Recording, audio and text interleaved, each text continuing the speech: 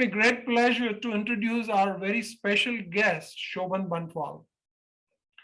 Born and raised in India, award-winning author Shobhan Bantwal came to the United States as a young bride in an arranged marriage.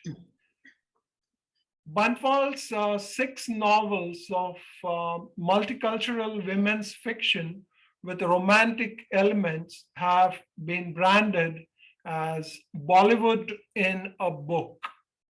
They provide a fascinating glimpse into India's contemporary culture and controversial social issues like arranged marriage, female feticide, and the cross-cultural Indian American experience.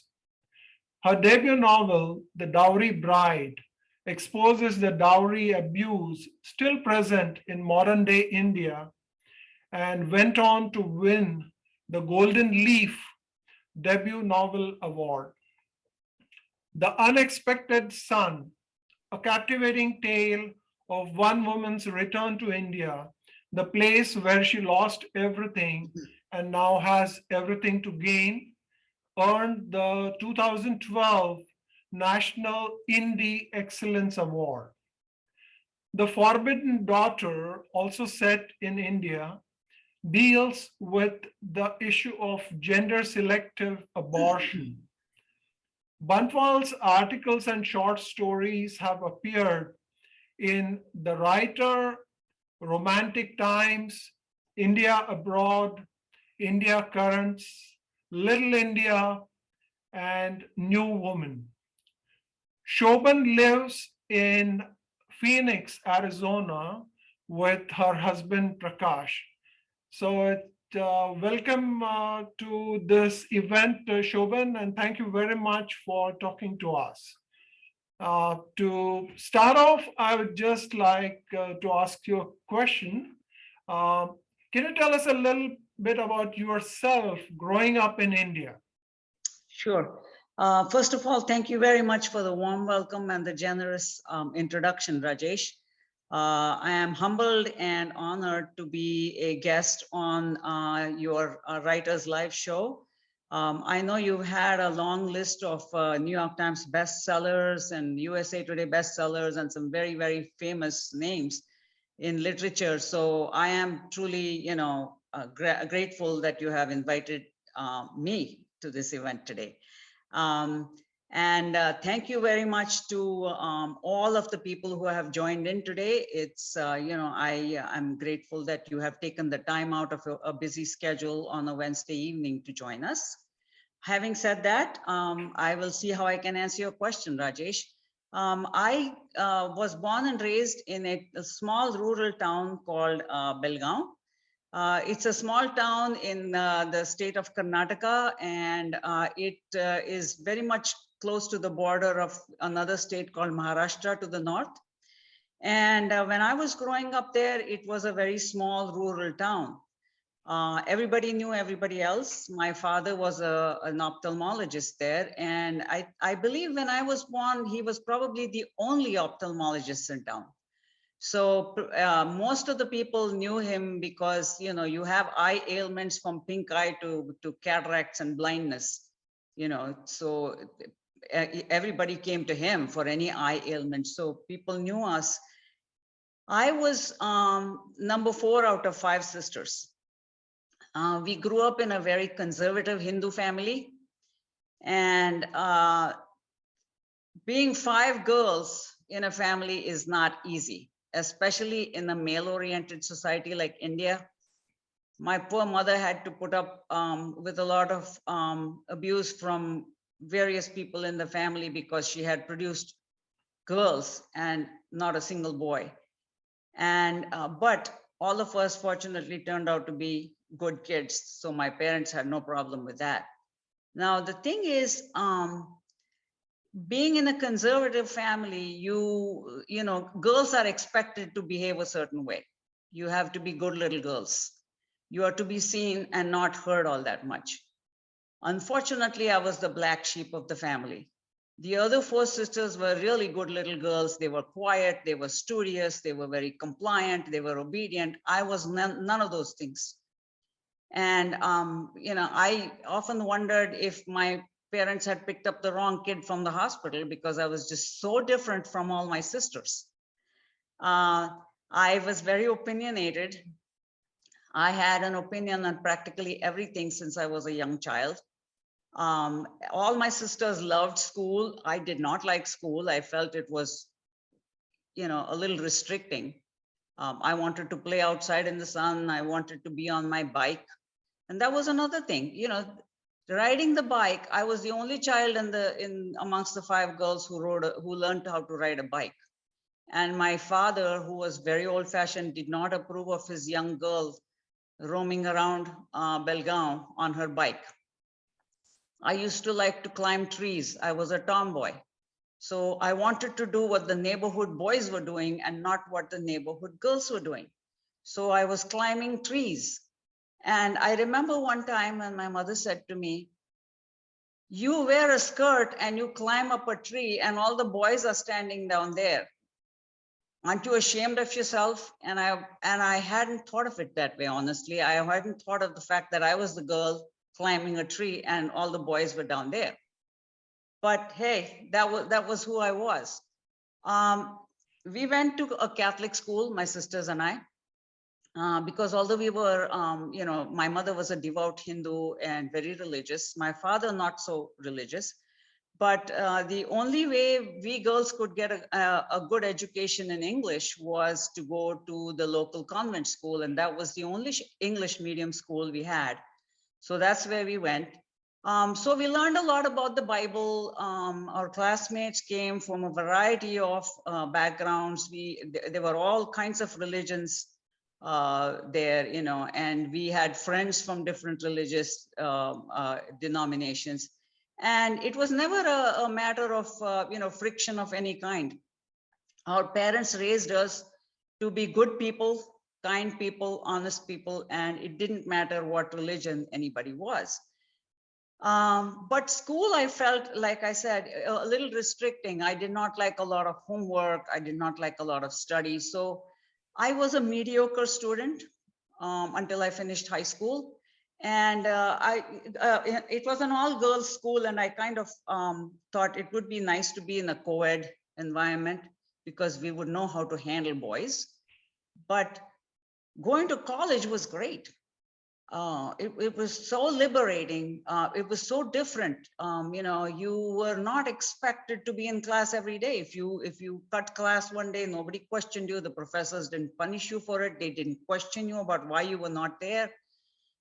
So for me, I found it extremely liberating, and I started to excel. I won a lot. I won some awards. I joined the debating society. I joined the drama society. I was active in a number of intellectual pursuits, and I got very good grades. So college was something that I thrived in. I think the more open environment and competing with boys for the first time in my life, I was competing with the opposite sex. So that was a challenge in itself. So to be able to beat the boys and get better marks than them was, I think, something that spurred me along. And small town life has its advantages and disadvantages. I mean, the fact that everybody knew you was a good thing, but the fact that everybody knew you was also a bad thing. Because if I did something naughty in college, my father and mother had already heard about it before I even got home from college. So there was some kind of a talking to, that I had to look forward to as soon as I got home, because my father would say, well, I heard something from your professor today, what happened? So I couldn't hide any of my activities. Believe me, with my friends, if I cut class and went to a movie or something like that in the afternoon, my father knew that I was not present in class that day. So it had its advantages, it had its disadvantages. I lived with it. But Belgaum was a great place to grow up in. Although a small rural town, we had a small library. I really wish we had a big, free, open library system like we have here in the United States. But we had one tiny little library called Oliver's Library and Bookstore. Oliver had a small room where half of it was a bookstore and the other half was a library. So you had to pay 5 rupees a month, become a member, and then you could borrow books, as many as you wanted. And then when the books got old, he would sell them.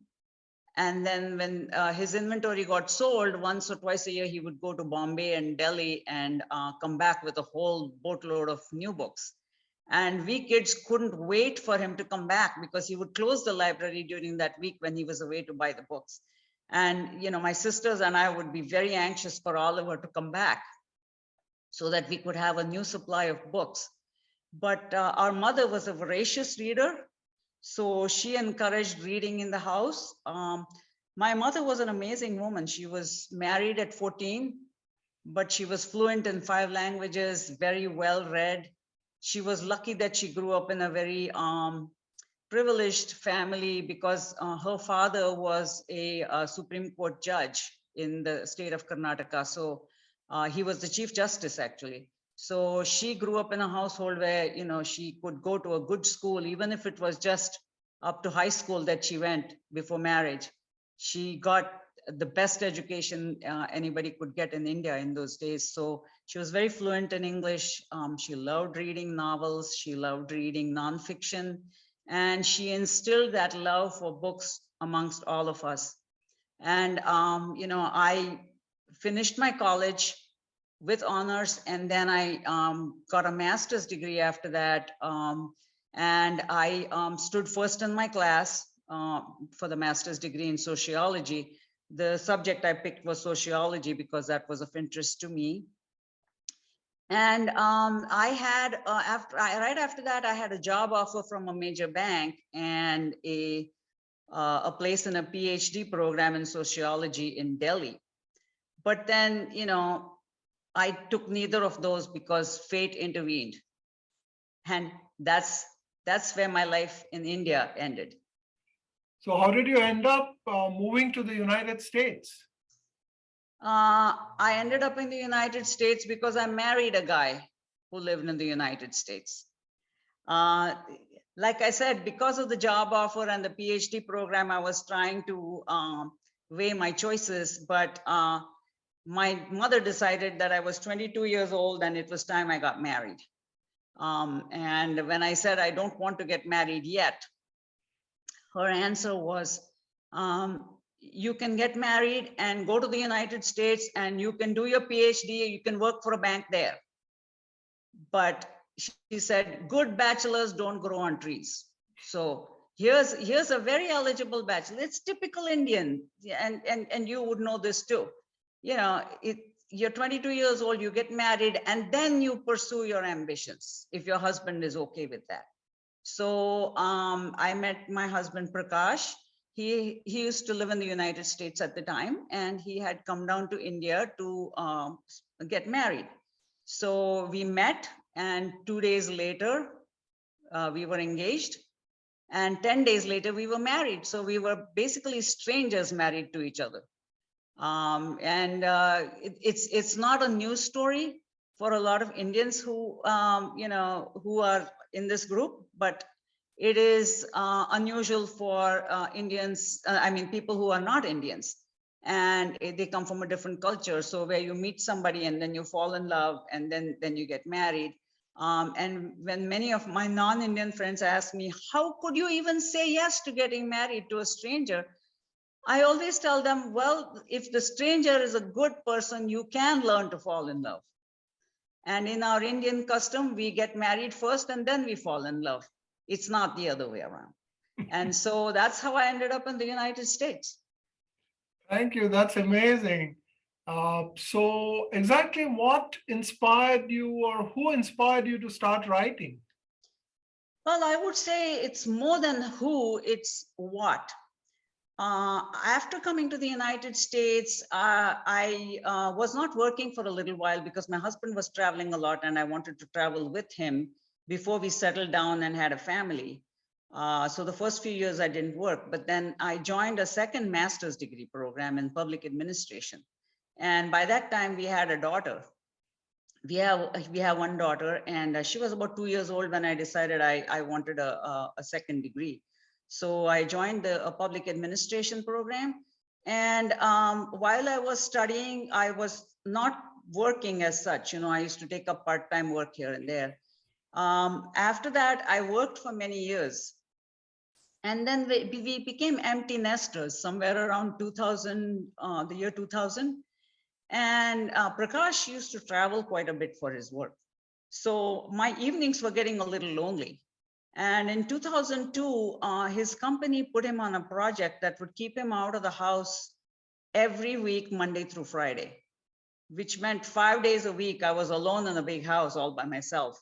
And I decided that instead of just, whining about being lonely, I probably need a good hobby to keep me occupied. Also, it was, something like a midlife crisis. They say midlife crisis can go either way. You can do bad things, have extramarital affairs and God knows what else, or you can channel that towards something good. And I decided I'm going to try my hand at writing. It was almost like I pulled it out of a hat. It was not because writing was on my radar at any point in life. It was not as if I considered myself a good writer. It's just something, it's a clean hobby. I mean, you sit down at your computer. I decided maybe I should take it up because it's better than painting or something like that. Because when you're doing painting, you have all this paraphernalia that messes up the house. And then, if I produce 100 paintings, what am I going to do with them, right? So I decided I'll try my hand at writing. So I started writing small social interest articles for India Abroad and a couple of other publications. They were very well received. I was surprised at how much good feedback I used to get on them. And a few people said, do you write anything else? At that point, I had said, no, this is all I'm doing as a hobby because I have a demanding full-time job. I had started working for the government by then. I worked for the New Jersey Department of Labor for about 20 years after I got my degree in public administration. And as I got promoted to higher and higher positions, my job became more demanding. So I really hadn't given any serious thought to pursuing writing seriously. It was just some fun articles in the evenings that I would just, write anything of interest to me, and then they were accepted. And the funny thing was, when I sent my first article into India Abroad, I did not get any response from them. And I just thought, oh, well, they didn't want it, that it wasn't good enough. One day I opened India Abroad and I found my article, a full page article with a nice illustration to go with it. And I was thrilled to see my name in there and my article published. And a week later, I got a check for $50. And that's the most exciting $50 I've ever earned, even to this day. I didn't think my writing was good enough for people to pay me. So it kind of egged me on to write more and more and more. And eventually I wrote about 40 to 45 articles for India Abroad. And then I wrote others. And then I started to write short stories. And I wrote a play for a Indian convention. And Rajesh, I think you are familiar with that one. And that was pretty well received. So some of my short stories started to win awards, and again came as a complete surprise. Oh, well, I must be a semi-decent writer if this is happening. So at that point, I enrolled myself in a community college program for creative writing. And that's my only claim to, getting any formal training in creative writing. I got a 10-week course, and that was once a week for 2 hours. So a total of 20 hours of instruction. But it helped me a lot. Two of my classmates became my critique partners there. And, we used to critique each other's work. And The Dowry Bride, my first book, actually was a short story that I wrote as my homework assignment for that course. What my instructor said was that it's a good story, but it's too much story to be a short story. If you can expand this into a full-length novel someday, maybe you have a chance at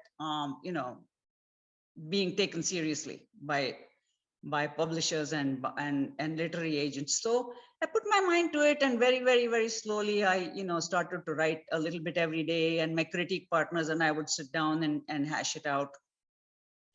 And finally I had a manuscript. And at the age of 50, my ambitions expanded. So I call myself an accidental writer, and I call myself a midlife writer. So I kind of blossomed late in life, but it was well worth it. And that Dowry Bride book, at first I got a lot of rejections, and I was convinced by other writers, that fellow writers, that getting rejections is very normal. Even J.K. Rowling of the Harry Potter fame was rejected by hundreds of literary agents. In those days, you had to have an agent. You could not go to a publisher and say, here's my manuscript, can you read it? It goes directly into the trash can, if that's what you do. So you need a reputable agent. So I started shopping around for an agent. I was so naive, I had no idea how difficult that was. I had been warned, but I was still very optimistic and very naive. And I thought, oh, well, other people have done it, I can do it. Also, the fact that I was writing something that was very, very unusual. No other Indian American writer had written books like the way I wrote them. Mine were Bollywood in a book, a How different do you theme. come up with all these ideas for your work? You Uh, watch a lot of Bollywood movies? Actually not. I used to watch a lot before I came to the United States. And when I came to the US in 1974, there was no way to watch any Indian movies. The theaters didn't show them. There was nothing like, ZTV or something like that where I could watch these movies. I had to, basically read the newspaper. Sometimes the New York Times would have articles about such things. And having grown up in India, there were certain things that had bothered me as a feminist. I always used to dislike the dowry system, the female feticide, the way women were treated as second-class citizens. The men being the head of the household and not allowing their wives and sisters and mothers to do any of the talking. All of those things were in my mind, and I was a sociology student, so these topics were of interest to me. So that is where I get my ideas, and I have a very active imagination. I'm when I'm sitting down thinking, all kinds of ideas swirl around in my head, and that's when I start to pen some stories. I just jot down some storylines, and that's where I get my ideas. And the Dowry Bride. I just want to show the cover. The Dowry Bride cover happens to be the picture of my daughter dressed as a bride during it's Oh, her wedding interesting. picture. It's her wedding picture. Oh, So wow. after a lot of shopping around, I got a very good literary agent, and she sold my book to Kensington Publishing. And at that time, I had thought that I would be very happy if I could get one book published. I would be thrilled to go walk into a bookstore and see my name and my book on the shelf there, and that would be enough. But I have been very fortunate that I was given the chance to write 6 books.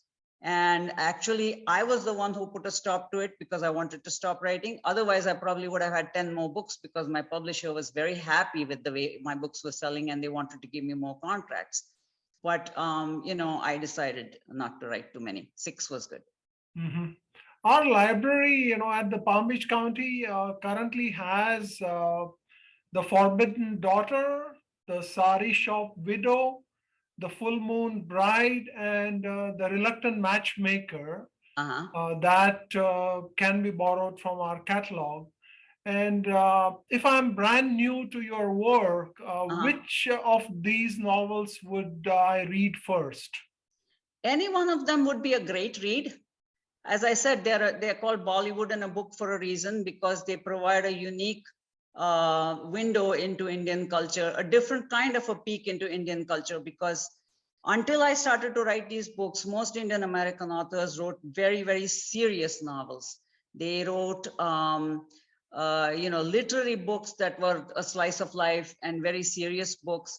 And very often there was no fun and no romance, and I wanted to put a little romance and make it more like a Bollywood movie, because some of my co-authors said, hey, movies are becoming very popular. Your Indian movies are becoming very popular in the United States. Why don't you write something like that? And I took it up as a challenge, and that's what I started writing. And that's why I was hesitant to find a publisher and a literary agent, because I wasn't sure if there was a market.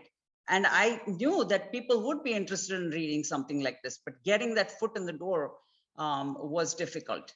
So, I would say any one of the books is a good read, because they're all standalone. They're not a series. Each one is a separate story by itself. 3 of them are set in India. 3 of them are set here in the United States, in New Jersey, where I lived until I moved to Arizona about 10 years ago after retirement.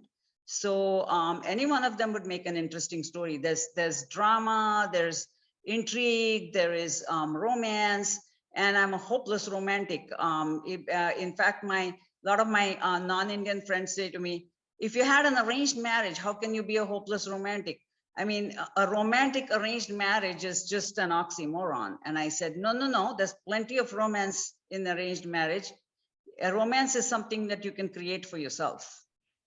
And it's not all about moonlight and roses and champagne. Romance is so many nuanced things that happen in a marriage, and it can be a romantic marriage. And it's speaking of Indian culture, it's so unique. It's there are some things that are exclusive to our culture, or maybe not so exclusive, but we have something called a bride viewing in India, where in an arranged marriage, the groom's family comes to the bride's family home to meet the girl, to see what kind of a house she's being raised in, to ask questions, to see if she will fit into their family.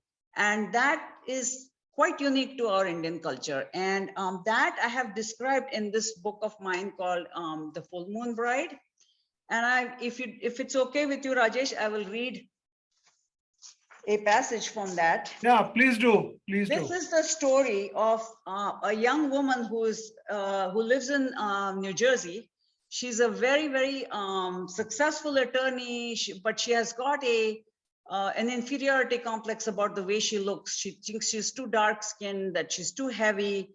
Nobody will marry her, and if anybody wants to marry her, it is because her father is a very wealthy man, and she's an only child who will inherit the estate. And she wants to get married, but she's shy about dating, again, because of these various reasons that I mentioned. And so she's willing to go through the old-fashioned route of arranged marriage, but she also dreads it in some ways because she has been rejected by a couple of potential grooms. And this book starts, it opens with a scene where she is preparing for a bride viewing. And this is how it goes. Like most second generation Indian Americans, I had dismissed arranged marriage as a ridiculous and antiquated custom. Tying oneself to a man one hardly knew, and pledging lifelong love and fidelity on top of that. For a modern woman, it's nothing short of insanity, I had mocked many a time.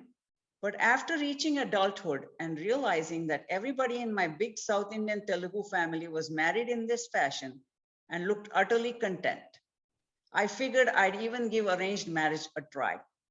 That is, if I could find a man to marry me, and it was a huge if.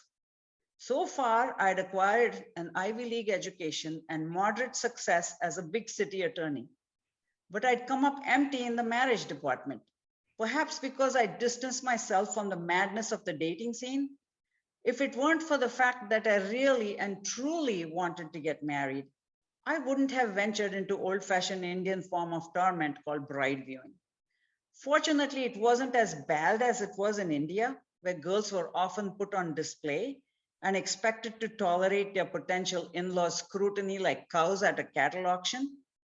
Here in the US, it was just a matter of boy meeting girl and family meeting family in an informal setting. There was generally no undue pressure exerted on either party to marry.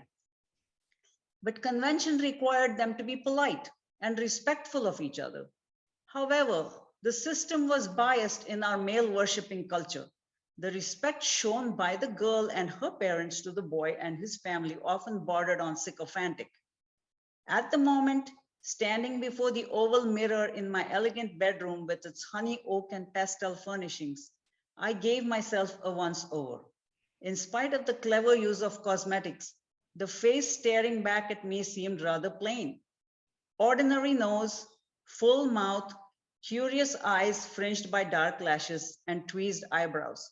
Nothing beyond plain Miss Surya Giri. Surya Giri is my protagonist's name.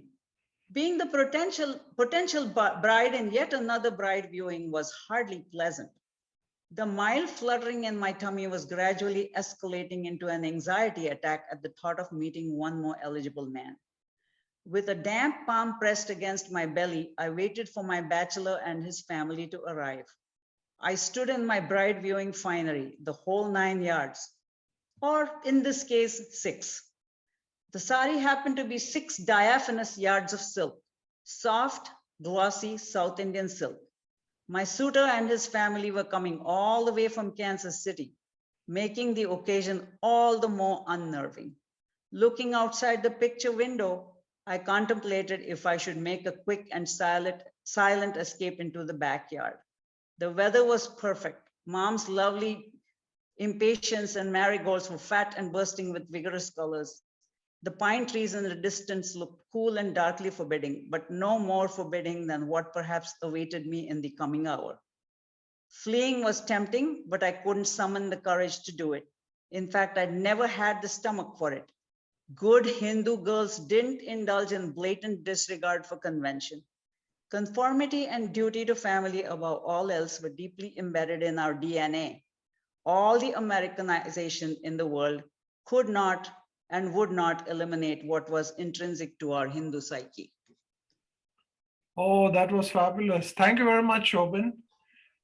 You're welcome. Will you be able to share a favorite character or two from your novels? Yes, one of my favorite characters is from the book called The Unexpected Son.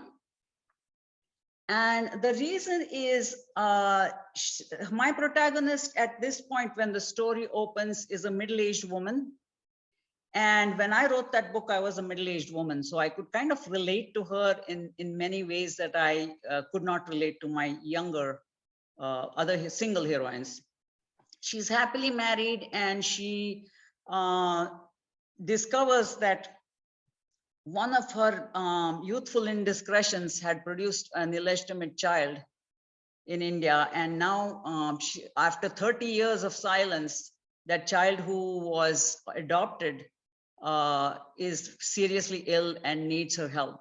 And she goes back to India and you know, it's one thing leads to another, and it's a very emotional story. And so for that reason, she is one of my favorites. And of course, most authors say their first heroine is, you know, their favorite. So Megha, my first dowry bride, is also one of my favorites. Actually, I love them all because, you know, when you craft a character, you kind of put yourself in their shoes and you fall in love with them and you fall out of love with them. And, you know, you start to feel the things they're feeling. I always say, if you're writing a book and if you don't feel the emotions that you're putting in the book, then you're not really writing a good book. Because if you're writing a sad scene and it doesn't bring tears to your eyes, it's not a sad scene. If you're writing humor and if you don't get a chuckle out of it, then you're not writing humor. So, you know, all my heroines are good. I would recommend that, you know, if those of you who have read my books, please read all 6 of them if you haven't. And those of you who have never read a book, I would suggest that you try one.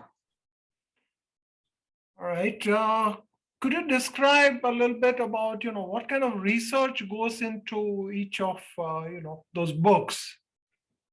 I was lucky that when I started to write, there was so much information on the internet. I didn't have to go to libraries and read a lot of literature. So I could do a lot of, you know, the research from home. There are statistics on, you know, the dowry system, how many dowry deaths, Um, Also, one of the topics that I have covered in one of my books is female feticide. Sometime in the 1990s, or maybe even before that, sonogram technology was introduced in India. And that, opened a whole new can of worms in a culture that is already obsessed with male children. And a pregnant woman could go now to a doctor and find out the sex of the baby that she was carrying. And, they started to abort fetuses that were female in many of those pregnancies, which is a sad thing. They say that something like 1 million, girl children have disappeared because they were aborted when they were still in the womb. And so, that's one of the topics that I had to research quite a bit. And I found a lot of statistics on that. The rest of the books are just basic stories, just fun stories. So I didn't have to do a lot of deep research, because in the 3 books that are set in New Jersey, I mean, I lived in New Jersey, so I knew exactly what New Jersey life was. And, I knew the Indian American culture there inside out. So I didn't have to do a lot of research, honestly. And what is the process of publishing your books looks like? Like I had mentioned earlier, it was very difficult to imagine what the publishing process was. I was too naive and I didn't know what was involved. So I had to learn the hard way. What I did was, first of all, I had my critique group with 2 other women. So I got a lot of good feedback from that. And then I joined a couple of other writers groups in the neighborhood, at libraries, in fact, public libraries, where we used to meet once a month and, exchange our material and give each other positive and negative feedback, well, constructive feedback. And then I also joined, I think the best thing I did was join the Romance Writers of America. Although my books are not pure romance, there's so much to learn. I mean, it's an amazing organization that helps you with the craft of writing, how to develop, credible characters, and how to do plotting, and how to do dialogue writing. So many good workshops, and they have conferences every year, and that I attended and learned so much. And that's how I realized that I had to get myself a good literary agent. So I got myself a good literary agent, and she sold all 6 of my books, and they did very well. Thank God. Now, I'm sure you read a lot of books too. So, what can you tell us a couple books that you read that really gripped your attention? Well, one of the books that I read many years ago, and it actually got me my literary agent, was Khaled Hosseini's The Kite Runner. The Kite Runner was a book that I just absolutely fell in love with the first time I read it, and I've reread it a couple of times since then. And I noticed who his literary agent was, and just on a whim, I wrote to her and I said, since you're interested in Afghanistan, would you be interested in books about Indian culture? And she said, send me 3 chapters, I'll take a look. And she was an icon in the publishing industry, so I didn't think an unknown author like me would stand a chance. But she was very interested. After reading 3 chapters, she was quite impressed, and she said, yes, send me the whole novel and I'll see what I can do. And the rest is history. So it's and that was one of the books that really gripped me, and I still have it on my bookshelf. I lend it to friends. And recently I read an author called Leila Ibrahim.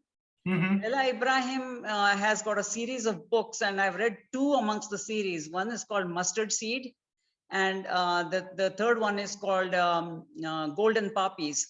And her first one is called Yellow Crocus, and it's about the emancipation of slavery, the liberation of the slaves in the 1800s. And it's very interesting of how a white family and a black family, and how their lives intermingle, and how it's so difficult for one family to live, and not so difficult for the other, and yet throughout this they remain friends. and it really caught my attention. So that was one of the authors. I read a lot of authors these days. I read a lot of mysteries. I mean, I read James Patterson and Michael Connolly and Jeffrey Deaver and all that, just for entertainment. But if I want a little bit more serious reading and a little bit more culture and intellectual type of subjects, I go to other authors. Mhm. Do you have any plans of writing any more books, Shobhan? Not at this time, and probably not anytime in the future. What happened was, several years ago when the book number 6 came out, I was asked to write more books by my publisher, but that was the time I decided to retire because I wanted to come to Arizona and spend time with my grandchildren. And while we were both working, Prakash and I were both working, it was difficult to take 2 or 3 weeks off at a time and go off on long vacations. So we had made a pact that when we retired, if we were still in good health, physically and economically, we would travel. And that's what we did. So after we moved to Arizona, after retirement, I decided that I could not really write and give it my full attention, because once you sign a contract with a publisher, it becomes a business, and you have to give full-time attention to it. You have to write every day. You have to promote your book every day. You can't take that much time off. I know a lot of people think you're doing it from home. I mean, what's the big deal? You make your own hours.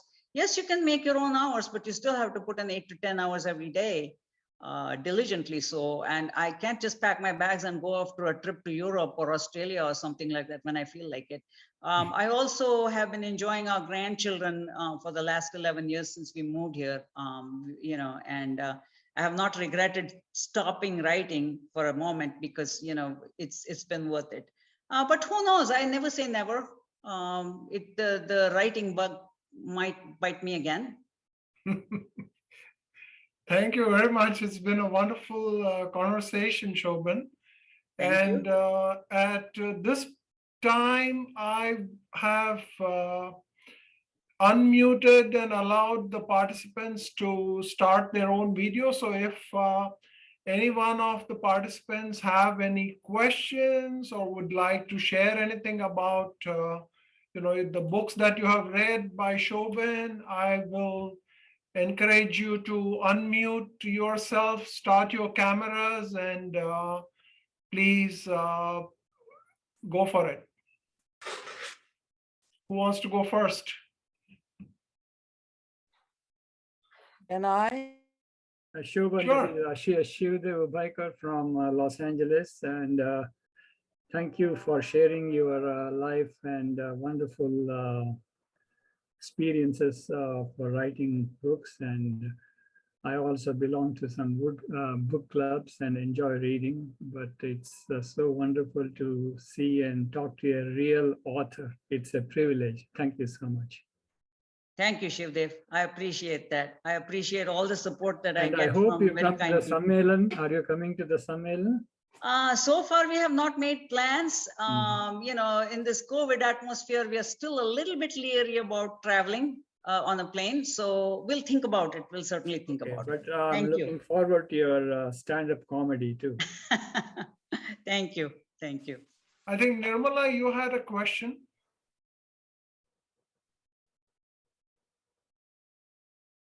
I think you have to unmute yourself, please. I think your mic is on mute.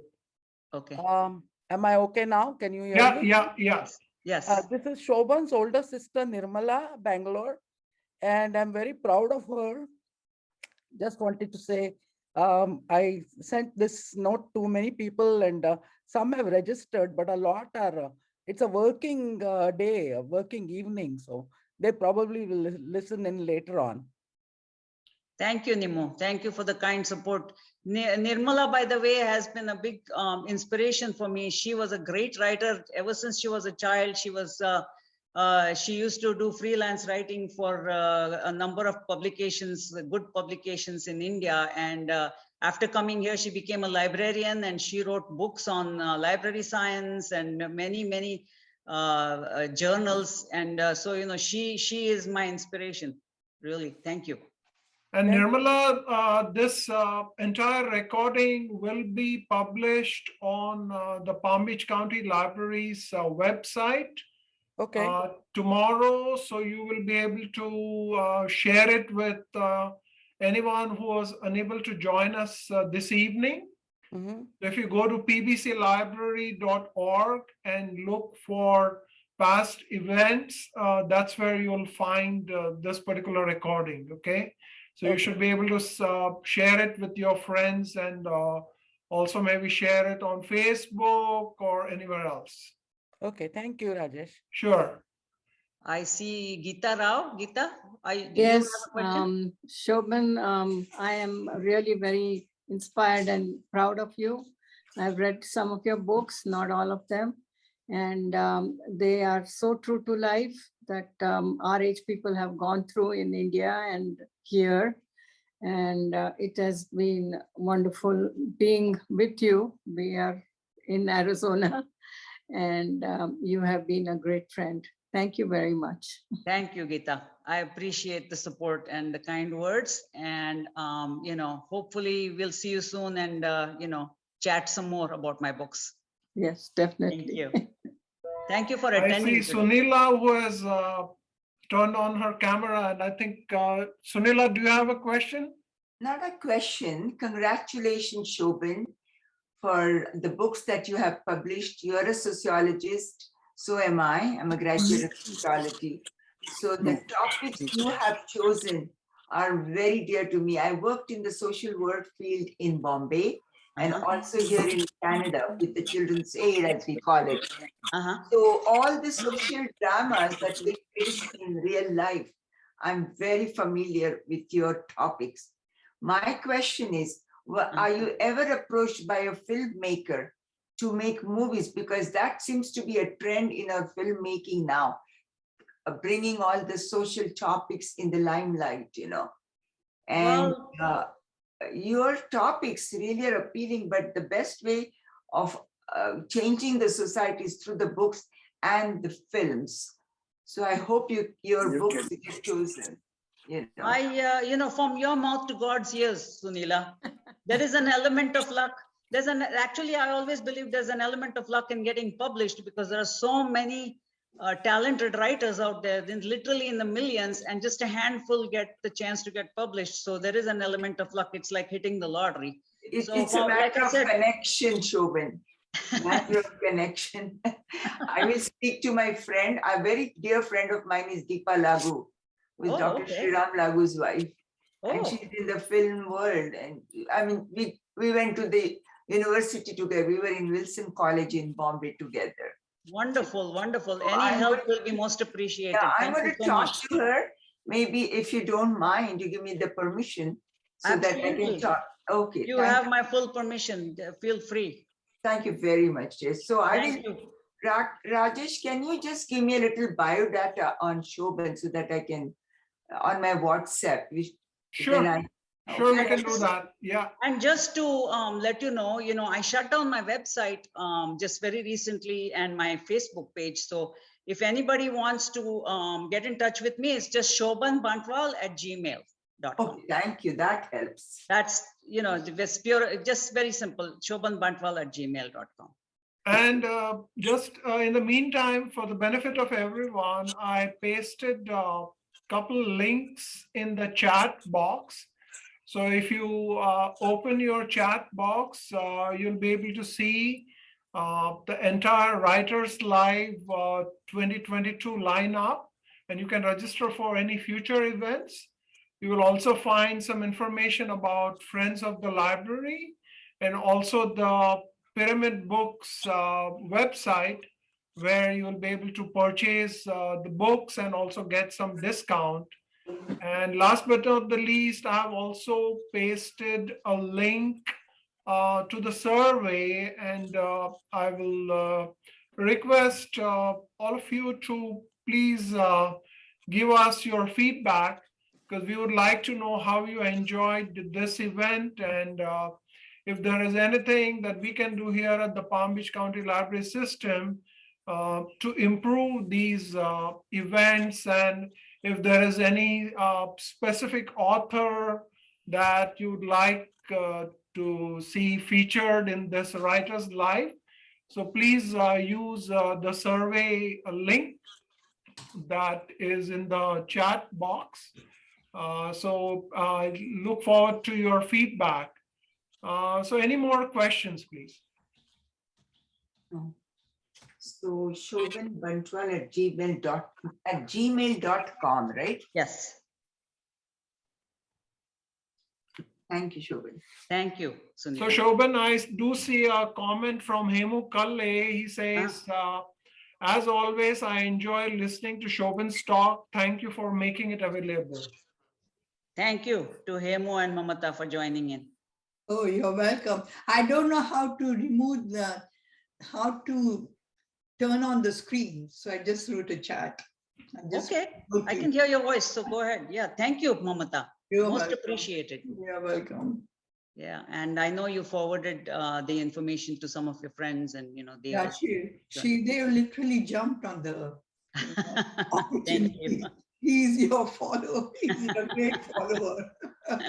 Thank you. Thank you. All right, Shobhan. anyone else? Who else? Shobhan, this is Meera. Oh, hi, Meera. Hi, I enjoyed every minute of your talk. Thank you so much. Please go back to writing, Shobhan. I missed your writing all these books. I loved each one of them. Thank you. I appreciate that. Please go back to Yeah. writing again. Thank you. Yeah, it's very tempting when friends sometimes say, why don't you keep writing, or at least do something or self-published or something like that, I have to think about it, Meera, but I really thank you for the kind words so much. Thank you. And thanks for joining today. You are really, really talented, Shobhan. Thank you. Really talented. Your next Go back. novel should be related to one of your travels out of the country. Yeah, Yes, perhaps. yes. Perhaps. Yeah, that would be interesting. Perhaps. Yes, Thank you. Yes, absolutely. You read my mind. Thank you, Shiv, Dev, and Meera. Thanks. Bye. Bye. Thank you. All right, anyone else? If there's no Any one else, comments, any suggestions? if there's You no can, one else, can I if you say don't just want a to few do it words? on camera, you can do it in the chat box. Yeah. Is there anybody in the chat box? So far, I saw only comment from Hemu Kalle. Okay. If after everybody's done, I would like to just say, a few words. Sure, we have 5 more minutes, so you can go ahead. Okay. Just want to thank you again, Rajesh, for for suggesting my name, and thank you to Chris also, who put together the flyer and took care of all the logistics of. I think Chris is online. If I'm not mistaken, I do see Chris. Yeah, I think I see his name there. I don't know whether it's the same Chris or I can't tell by looking at it. But Chris, if you are online, then once again, thanks a lot for giving Shobhan an opportunity to be featured in Writers Live, and for also organizing this beautiful program. Yes, Chris, thank you very much. And I also, my heartfelt gratitude to the Friends of the Library at Palm Beach County Library. So I enjoyed, doing this talk. I enjoyed chatting with you even before the program started, Rajesh. And I enjoyed chatting with everybody online. That was wonderful. Thank you. Great. So if there are no questions, then Shobhan, once again, thanks a lot for your time and for all the work that you have done and for sharing those wonderful experiences. It really took all of us back to your days in Belgaum and to the, the bride viewing and everything. That really... Yeah, I went through the bride viewing myself. It wasn't quite as harrowing as Surya, my protagonist's bride viewing, but it's still a little tense because there are the two families and you really don't have any privacy to chat with each other and get to know each other. So 2 days later, Prakash and I were engaged. So we had absolutely no personal touch at all. We just married. We were strangers married to each other. And how many years, Shobhan, for your wedding with Prakash? 48 and a half happy years. Oh, wonderful. So we look forward to your golden wedding. Yes, we look forward to it too. Thank you, Rajesh.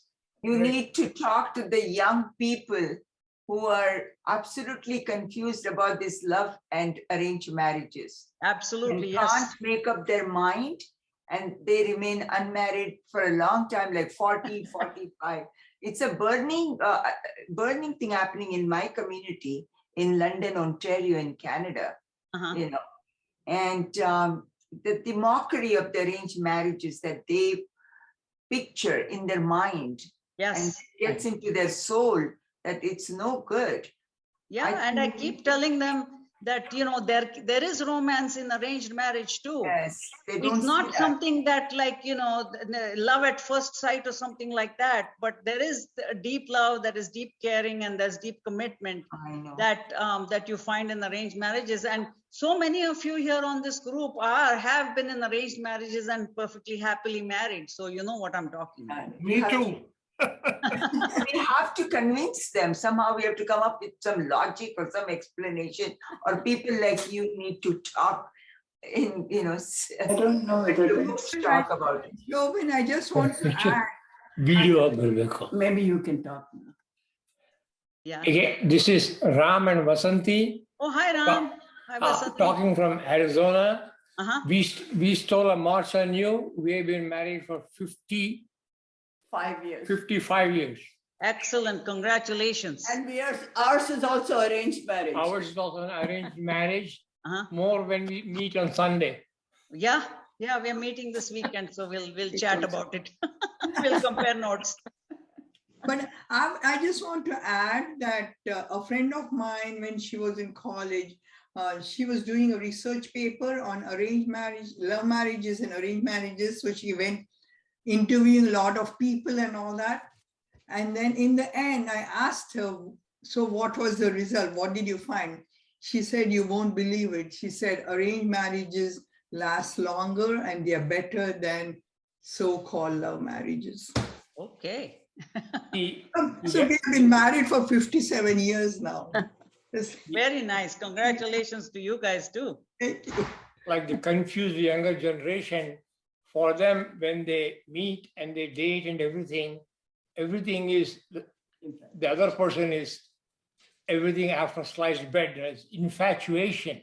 That's Yeah. right. Okay, in our thing, the love starts after the marriage. Okay, for them, they have gone through most of the good part of it before the marriage, and after the marriage, they say, "I don't like your dog." It's etc., downhill. All right. So thanks a lot, everyone. We're almost at the end of Thank this you very much. presentation. Thank you very much. Thank you very much, Shobhan. Thanks, everybody. Thank you, everyone. Thank you. Thank you. Thank you. God. Bye. Thank you, Rajesh.